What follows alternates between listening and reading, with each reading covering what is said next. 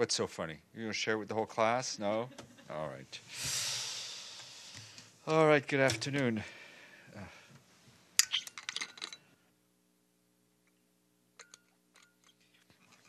Right. This morning, the Secretary General spoke at a memorial service to honor United Nations personnel who lost their lives in the line of duty between July of last year and, between July 2016 and the end of last year. That's 140 colleagues from 42 different countries. The Secretary General said that despite all our efforts to ensure the safety and security of our personnel, the United Nations has become a target of those who oppose our commitment to peace.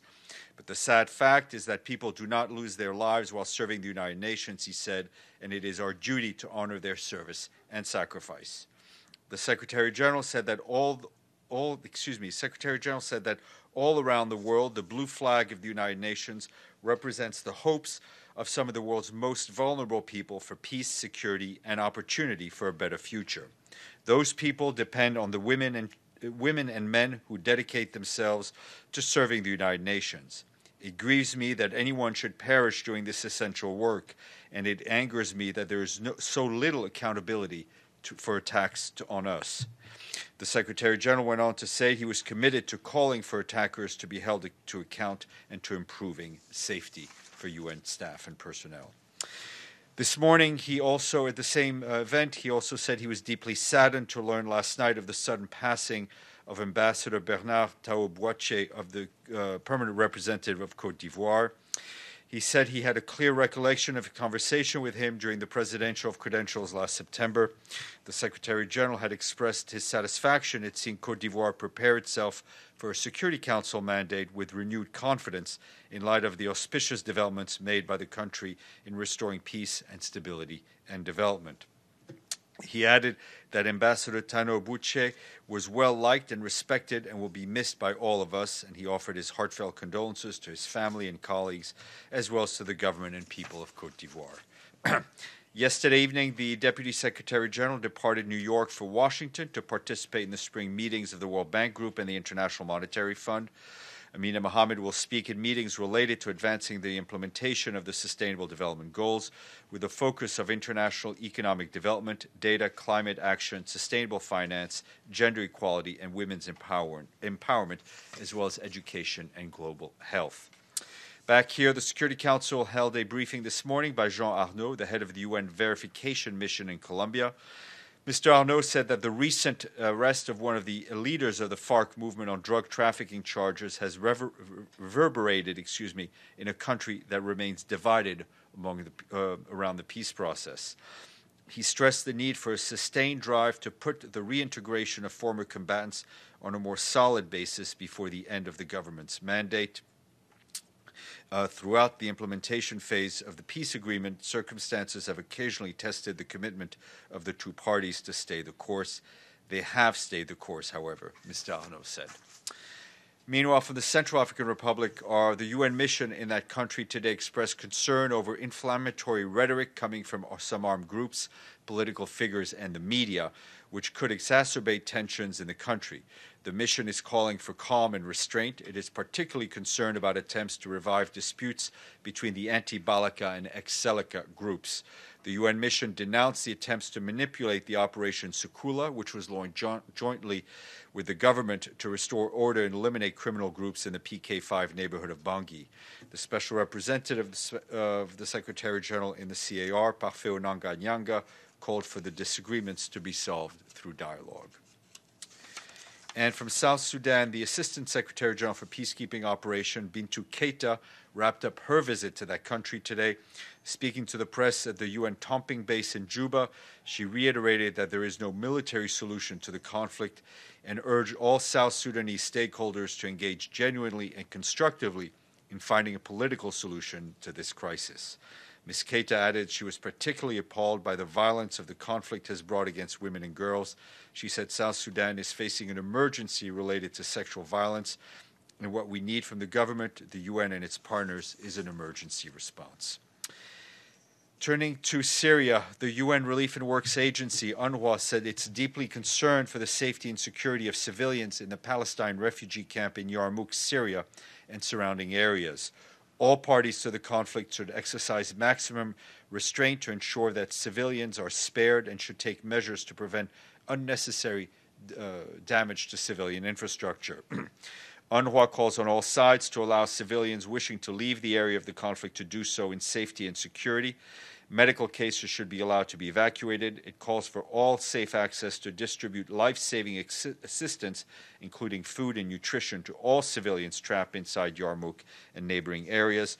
UNRWA estimates that there are among up to 12,000 Palestine refugees in Yarmouk and the surrounding areas of Yalda, Babila, and Beit Sahem. In the last few weeks, both checkpoints into Yarmouk camps have been closed for the majority of the time, including cutting the last lifelines for those who remain trapped in the area. The Secretary General Special Representative for Iraq, Jan Kubish, congratulated the Kurdistan regional political parties and blocs for signing the Electoral Charter of Honor on Wednesday in Erbil. Kubish said the credibility of the democratic process lies in the integrity of the electoral process. Thus, an effective Charter of Honor is essential to conduct the elections in a free, fair, and impartial, transparent, credible manner. The UN mission in Iraq has a press release with more detail. And an update from Ukraine. Our humanitarian colleagues tell us that yesterday the Donetsk water filter station in Ukraine stopped its operations after 5 of its employees were shot or injured on April 17th. The station operations will likely remain suspended until guarantees for the safety of its personnel from the parties to the conflict are received.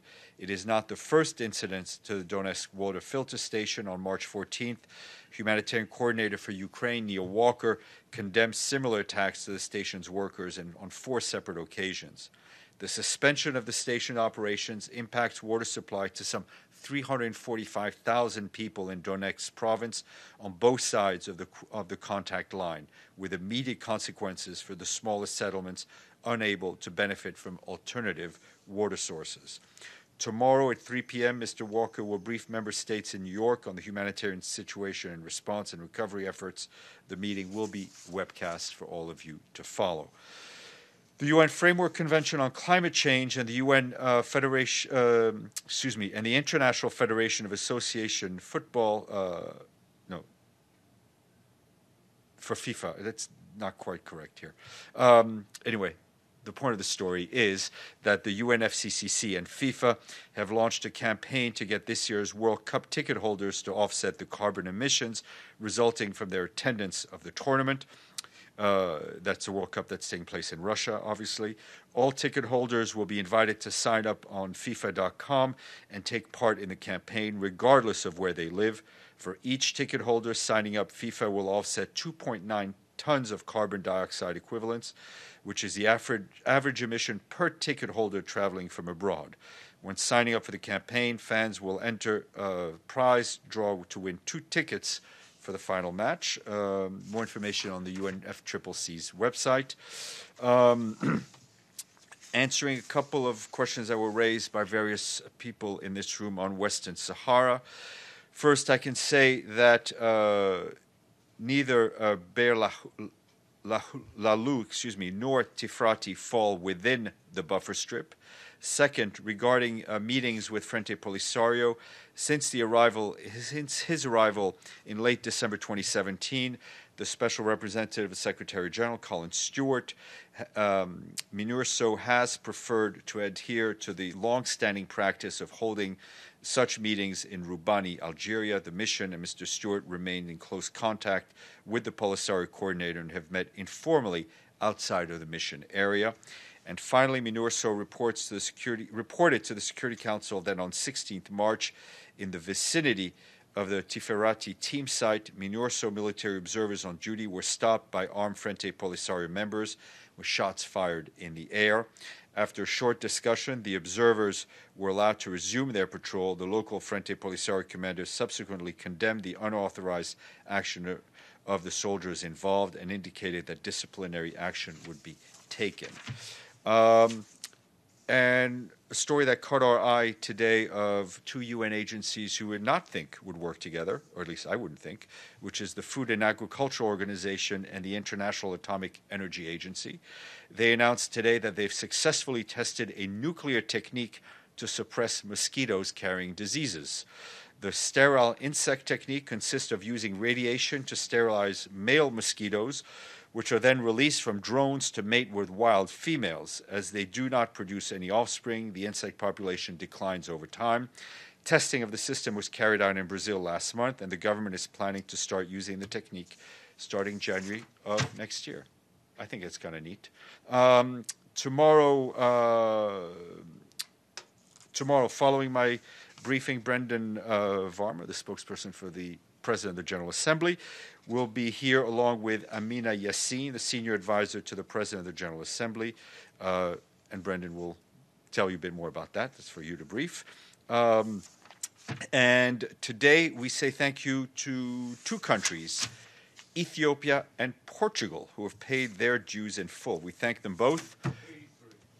Somebody's paying attention. Do you have a question, or do you yield? No, I do. Never yield. I do. Go ahead. I do have a question. Do you have any update on the reported shootings at the UN security team in Duma, and are they still there and trying to help arrange for the observers, the international chemical team to come in? Yesterday we gave you the information of what had happened. As far as I know, the discussions are still going on with all our colleagues in Damascus and all other interested parties to ensure that the OPCW team can go in. We are working hard to have them go in as safely as possible and as quickly as possible. Is the UN security team, though, still in place? No, they went back. They went back to Damascus after they'd done the recce. Yeah. Steph, as a follow-up, obviously time is passing, and you said yesterday that not only security arrangements in Duma have to be improved, but that the assessment team has to go in again. Are there these talks going on with the Syrian government, with the Russians, and is there any indication of when the UN assessment team might get back to Duma again? No. What I can tell you is that the discussions are going on with all the people we need to talk to on the ground to ensure the safety of our staff and the safety of the OPCW. Again, we're working to ensure that the OPCW team gets there as quickly as possible. Sure. Clarify Edie's question. Is there another reconnaissance mission planned? Things are being taken one step at a time. I think you could understand that due to the volatility of the situation, the dangers involved, we don't want to telegraph what will happen. But the discussions and planning is ongoing. Mr. Lee. Sure. I wanted to ask, there's a kind of a lack of clarity of the health and whereabouts of General Haftar in Libya. He sort of disappeared. Some diplomats have said he's had a serious heart attack and may not function. So I'm wondering, since the UN does have an envoy, Qasem Salameh, is he aware where General Haftar is? And when's the last time he spoke to him? Mr. Salameh spoke to... hold on a second. I know he spoke to... I think last week he spoke to General Haftar. I'll have to get you the exact... the exact date. And as for the whereabouts, I mean, I think that's up for those Mr. Haftar and his people to talk about. Yep. Thank you. Regarding the stopping of MINURSO elements and members and the firing of shots by Polisario elements on mid-March, can you speak to what kind of disciplinary measures should be imposed in this case? I think that's up to the Frente Polisario. It's not for us to say. I mean, just to be clear, the weapons were not fired by the UN observers who are unarmed. Yeah, I just want to make sure that's clear. Yes, Matthew. Sure. Actually, a different kind of firing. I wanted to know what's the status of the UN's inquiry in Central African Republic, the incidents that led to the 17 corpses being laid It's in on. front, It's in on. front of the base. I mean, the whole. There's an internal investigation going around all of the events that surround the operation that was done jointly by the government and the UN into PK5. And I wanted to ask, in your I guess readout or sort of curtain raiser of the Deputy Secretary General's trip to Washington, is it the case that she's also meeting with the U.S. Acting Secretary of International Organizations, Kevin Moley? I don't know. We could find out. They say that she is. That's why I'm asking. I'm not doubting. I'm not doubting the veracity of their announcement. I just don't have her list of appointments. And I wanted to know that the Lancet, a highly respected. I would not be surprised. Okay, a highly respected medical journal has written an editorial very much saying that UNAIDS is. I could read you the quotes. No, I've seen it. They're pretty damning. Do you have a canned response? Can you uncork it? I try to improvise as much as I can. Okay. Is there one? I mean, no, I can read it. And then our response is the same. I think the Secretary General supports the work of Mr. Sidibé, as recognizes the efforts he's done to put gender parity at the forefront of the work of UNAIDS. No, what they're critical of is his role. And Mr. Salamé spoke to General Haftar last Friday. Okay. But I guess what I want to ask about Mr. Sidibé, and then I have other ones, but I know there are others I want to ask, is people are not just talking about the gender equality record under Mr. Sidibé. They're talking about his covering up and not responding to a complaint made in 2015 about Luis Lourdes being a sexual predator. There's a person. I think the case of Mr. Lourdes has been investigated, and if we have an update, I will share that with you. Carol. Stéphane, just getting back to Western Sahara, is the Secretary General planning any kind of diplomacy?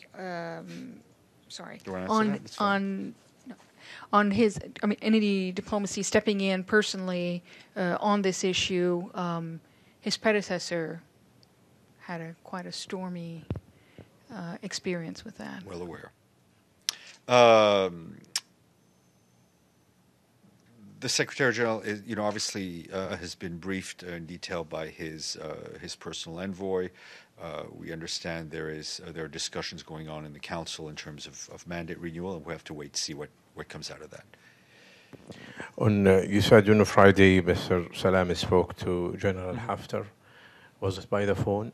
And if it was by phone, yes. Was it international call or local call?